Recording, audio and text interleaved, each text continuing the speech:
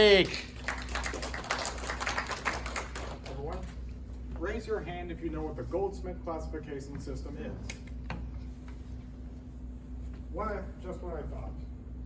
I am J.K. Duncan, and today I will educate you on why you should incorporate the Goldsmith classification system into the sphere of public knowledge, how it's useful, and most importantly, what it actually is. For everyone here, the Goldsmith classification system is a means by which the elements are classified based on where they're found in the Earth's crust or core. They have 4 different categories. You got your lithosphere, which typically bonds with oxygen and will thus be found with silicon in the upper crust. Then you have cytophere, which is found with iron. It's primarily found more closely or densely in the Earth's core, since at the beginning, when the globe was forming, the denser materials, which is your iron, which was your iron, sunk into the core. Then you have your chalcophile, which, while chalco means copper, it's actually based on being found with sulfur. Then you have atmosphere, which is found in the atmosphere. Here we have Goldsmith himself. However, that's a lot of information, and you're probably wondering how that's useful. Well, first of all, here's the graph.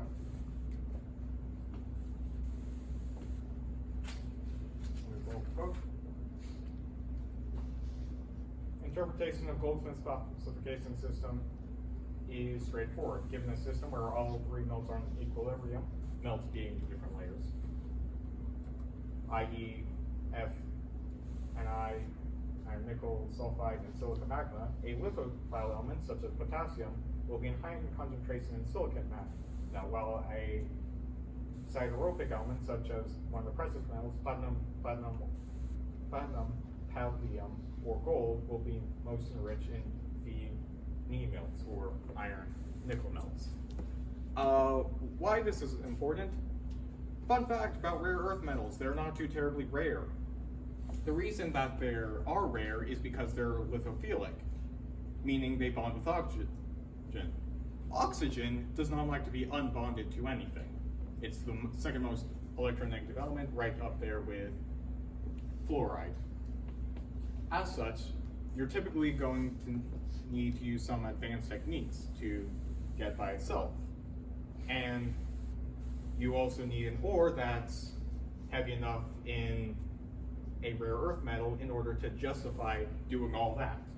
Hence, why rare earth metals are so important in politics. Hufa et al. Said, we find that the import price per unit of rare earth metals is positively related to geopolitics, where gross import values are negatively related. Basically, there's a connection between geopolitical strife and value. But that doesn't really matter to you because no one in here is a politician. What does matter is how the Goldsmith classification of an element affects how we incorporate it into our everyday lives.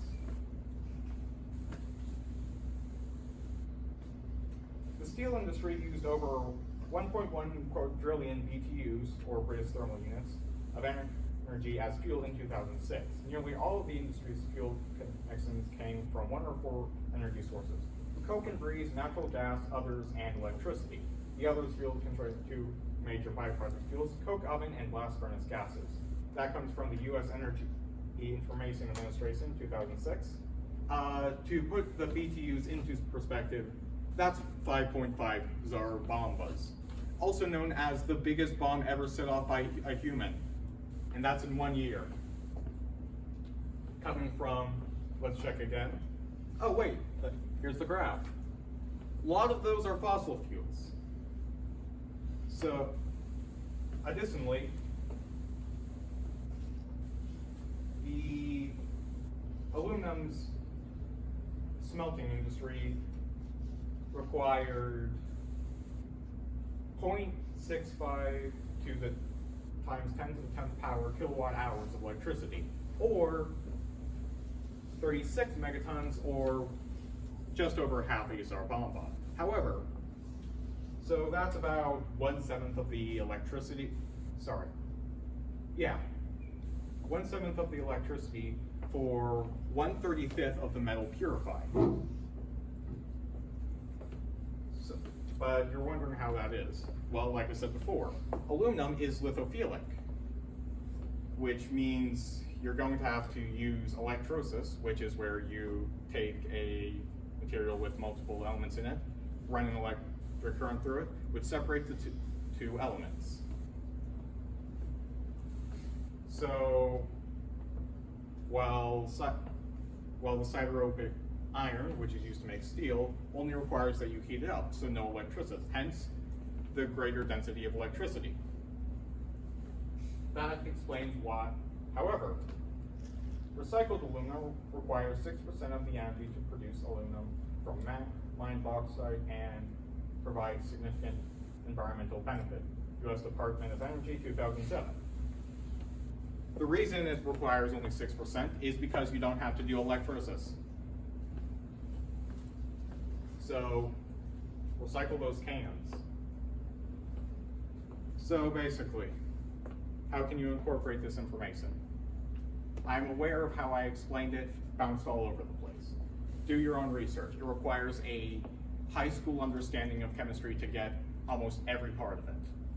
And what you don't get with your high school understanding of chemistry, you can literally just Google. Just once you understand it, spread the word. It tells you what, it's the core of geochemistry, which has to do with metallurgy, it has to do with geology, it has to do with chemistry. And finally, ask your local governance to include it into your school's curriculum. According to Lori Hoog, in her interview with David Perkins, conventional curriculum is chained to the bicycle rack. David Perkins said, it's solely in the minds of parents. I learned that. Why are my children learning it? School curriculum isn't really about how useful something's going to be in life. However, in that same interview, David Perkins argued for a more general rather than specialized view of education, which is exactly what a cross-discipline, topic like the Goldsmith classification system is. It involves chemistry and geology, so it's how you mix. If you study that, you're going to understand basics of geology, like why gold's found in mountains. It's sideropic, so it's going to be found in igneous rocks, because igneous rocks comes from the core. And you're also going to understand basic metallurgy, i.e. electrolysis with aluminum. In conclusion, today we talked about what the Goldsmith classification system is, how it can be used in your everyday life, and finally, to properly understand the value of the materials you use, like your steel and your aluminum cans. I'm looking at that one right there. And how we can incorporate it into the public sphere of knowledge.